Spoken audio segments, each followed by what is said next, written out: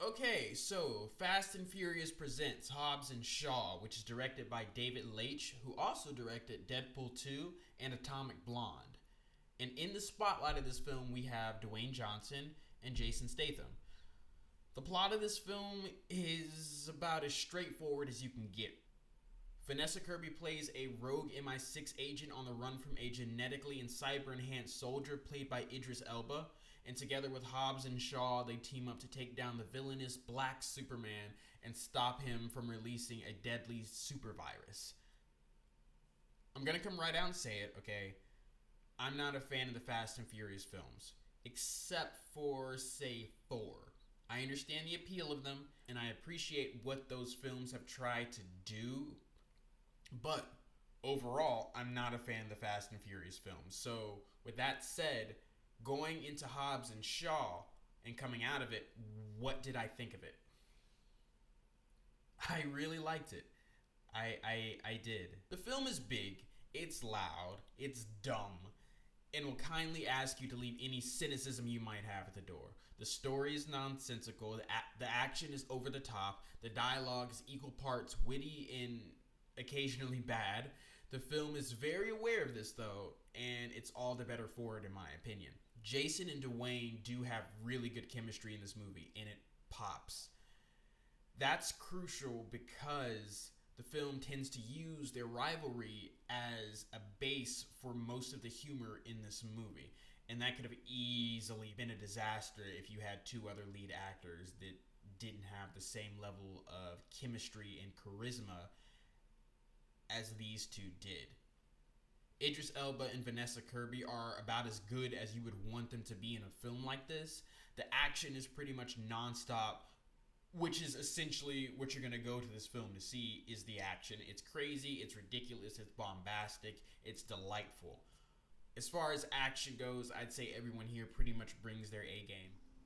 There are also two surprising cameos in this film that I thought were really funny and that worked really well, and then actually kind of get me excited for future installments or sequels to this film and how they might play out in like a new crew building dynamic. But yeah, I won't go into that right now. I'm not going to spoil that. All right, so with all of that said, you might be wondering, what is it about Hobbs and Shaw that works for me, whereas the other Fast and Furious films didn't? Going back to one of my earlier highlights, I pointed out was that the film is very self-aware. And at no point did I feel like the movie was trying to sell me on a tone that hadn't been earned. That's not really the case for the other Fast and Furious films, as to me they seem to take themselves a little too seriously despite the over-the-top action sequences and plot. With those films, I always felt like it was a problem to ask me to suspend my disbelief each time the film wants to excuse something ridiculous and then try to ground itself again a couple of moments later. That never really worked for me, and that's one of many things that never really worked for me about those films. Hobbs and Shaw, on the other hand, was the movie that the previous Fast and Furious films have been trying to convince me that they are. Ridiculous, dumb, entertaining fun. It's interesting because with a film like this, I don't really have too many complaints. I know nothing in this movie really makes sense, and that's kind of the point. So, trying to heavily critique this film without completely ripping it to shambles doesn't really work, I think. But among the complaints I do have with this film, I will say that like with any film that relies on action so heavily, there is the risk of burnout, and this film does suffer from that at times. And I also found the end of the second act to be a little jarring because it feels more like the third act. It feels more like the end of the third act of the movie. Because by the time you get to the end of the second act, it really feels like this movie is ending or it's about to end, like that you're at the climax of it and that's it. But then you do remember that the movie does go on, and then there is a whole third act that you probably could have just removed and had a pretty decently paced film. But at the same time, I'm glad they didn't, because my favorite scene in this entire movie is in the third act. All I'm gonna say is here comes the kryptonite. That's all I'm gonna say about that. I adored that scene. But those are my thoughts on Hobbs and Shaw. And I'm sorry if you clicked on this review expecting heavy doses of cynicism, because honestly, for a film like this, I really don't have any. Every time my cynical side tried to surface while watching this movie, the film would be like, no, don't do that. Here, just enjoy yourself. Here, take this helicopter crash.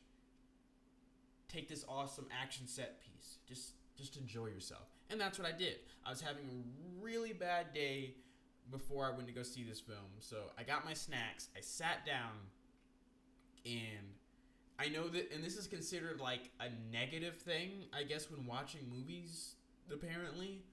But I sat down and I turned my brain off.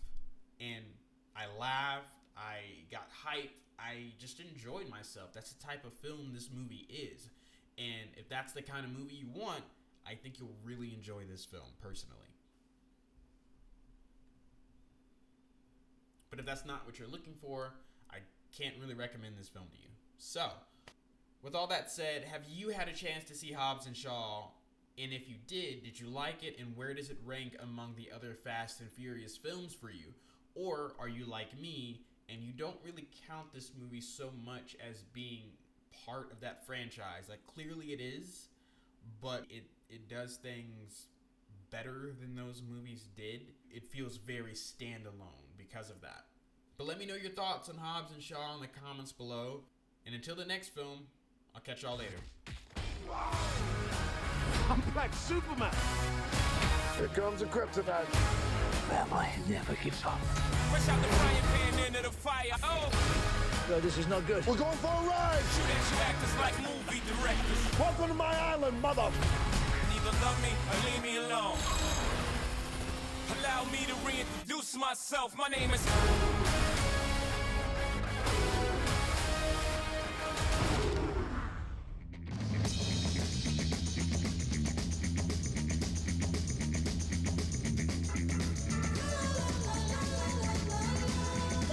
Dude,